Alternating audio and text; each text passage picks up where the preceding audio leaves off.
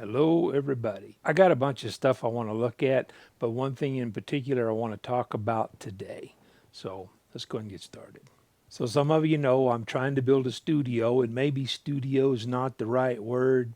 Maybe this would be called a set. I'm just going to build this little corner for me to do videos and stuff in, and I'll have another set to do other things on one of my other channels, and I'll have another set once I get my shop set up for doing woodwork or metalwork. I bought a bunch of stuff.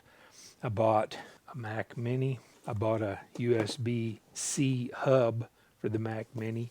This will hold two external hard drives, a standard mobile hard drive RSSD and a M.2 drive. So lots of storage for that. I bought several microphones, several audio interfaces, and I'll be going over those on the channel over the next little bit. I just bought this desk, and this is where I ran into a problem today. I bought a 34-inch widescreen monitor. The stand on the monitor is larger than the stand on the desk. So I bought a monitor arm, one of the gas spring, move it around wherever you want it arms, and we'll go over that. And that's what I'm about to assemble. I'll put the model number of the one I got on the screen here, and I'm not going to go step by step and show you everything that's in it, but I'll give you an overview. If I run into any snags in the assembly, I'll show you what those are, and I'll show you the end result. Oh, and I just bought this keyboard. I bought all this stuff about 4 months ago, and I hadn't had time. For those that don't know, my day job, I'm gone over 100 hours a week from this location, so I have to work this in whenever I can. I bought this stuff 4 months ago. I think it's when I bought the Mac Mini, and I just got to thinking, before it runs out of warranty, I should at least make sure that everything works. So that's what brought us to where we are right now. I'm going to move this stuff out of the way, and we're going to start taking a look at the monitor arm. I'm going to try to install it on this desk. Let's get started with that. You can see the problem here. These legs extend out over the front, and if I hang it over the back, the center of gravity, I think, is going to be too far back, and I really don't want the monitor to fall off the desk. Might as well show this to you while I have the box out. It's made by a company called Bayou. There's a Q code right there. Don't know if you'll be able to pick that up, so I'll take a screenshot of it and throw it up on my screen if you want to take a picture of it later. Model number on this is model F100A. It will handle a 22 to 35 inch monitor. It is a single arm mount. It has a load capacity of 6.6 to 26.4 pounds, and that is 3 to 12 kilograms. It's a dual VESA mount, 75 by 75 or 100 by 100. And that's about all I can see on here. And I believe this comes in white and black. I chose black. Let's get this out of the box, take a look. If you like crinkly noises from the paper when people unbox things, I'm sorry to disappoint you.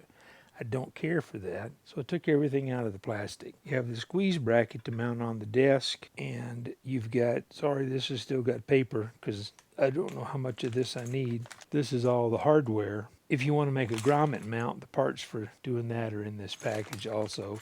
This looks like they've included a couple of Allen wrenches and all the other stuff you need. There's the mounts for the back of your monitor if your monitor doesn't already have them. Throw all of this stuff together, and I'll be right back. I said I wasn't going to show you how to put the thing together, but there's a couple of things that are probably good to know. It comes with a USB 3.0 cable, and it just, you put it in this hole, you route it around the edge, and there's a little groove in the back. And then depending on the kind of mount that you're going to use, this goes on here. And these bolts are so you can change the opening right here. If you have a larger than average desk, you can move this. Two sets of holes look like about a ½ inch a piece. If you got a really skinny, thin desk, you can move it one hole this way, which would be another ½ inch. So it's got quite a range of travel. This mount has a couple of grooves in here, which is handy because you can just put the screws in loosely, hang it on the bracket here, and then it has holes on the bottom, so then you can put all the screws in and snug them up. All right, this is doing exactly what I wanted it to do. So, and I didn't have to change the spring. There is a tension spring on there. Just so happened to be a happy happenstance. There's no such thing as a coincidence. So we'll call it a happy happenstance. And it's set for the weight of my monitor. Now, I did not do anything with the cable management on this because I don't know what cables are going to stay and what cables are going to go. So until I figure that out, I'm not going to get too crazy about it. But I like it. I can move the monitor. I can knock my GoPro over, and I can move the monitor way over here, raise it up, raise it down. I like it right here. And then you can tilt the angle on it. Not that I'm going to need to tilt the angle very frequently, but you can. And so for me, this is going to work out great. And I'll give you a quick look at how the cable management works. And I will say, I've got the arm. Let me just show you. I told you I haven't done anything with cable management yet. I've got the arm mounted off to one side. You could put the arm directly in the back, but when the monitor is directly in front of this stand, you will have some limitations if you wanted to, say, mount your desk against a wall, because this is going to stick out. That's roughly 10 inches. I'm not going to say it, Bart. Anyway, so for me, I may end up putting this against the wall. I may not. But even not against the wall, it limits how far back on the desk you can put the arm. So my personal preference, I don't care about the symmetry of it. I care more about the symmetry over my stand.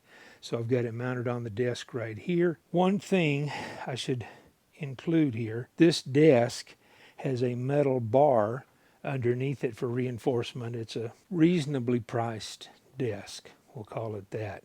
So there's a metal arm for reinforcement, and this fits on there. I didn't have to make any adjustments to that either.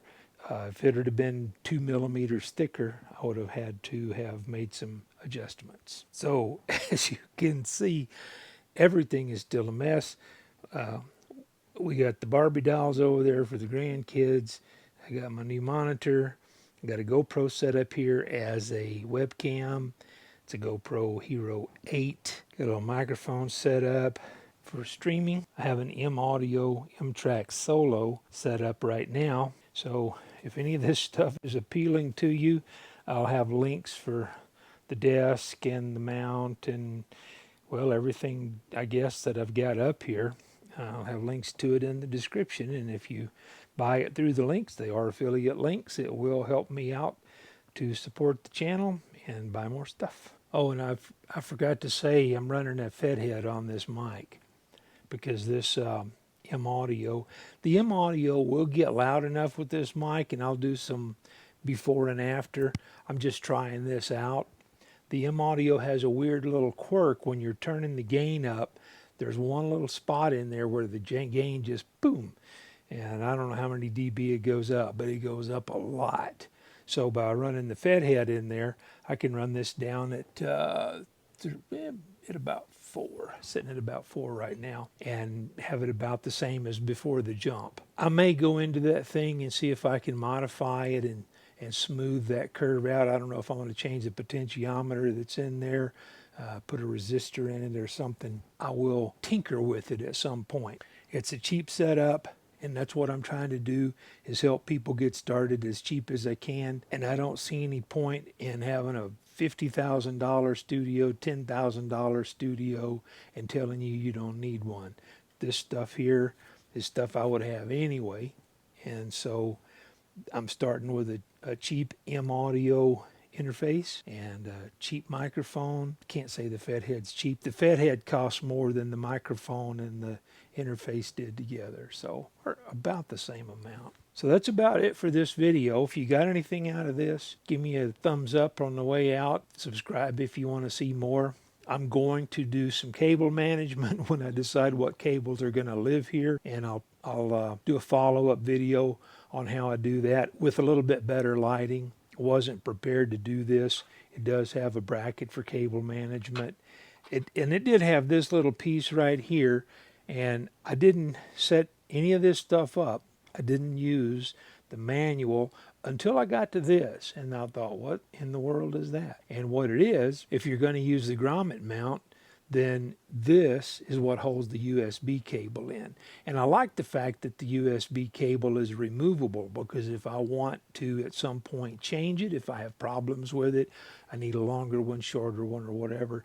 At this point, I don't even have any plans to use that, although I might use it as a convenient place to plug in my cell phone to charge it or something. At any rate, if you got something out of this, give me a thumbs up. Think about subscribing. I appreciate it, and I catch you guys down the road.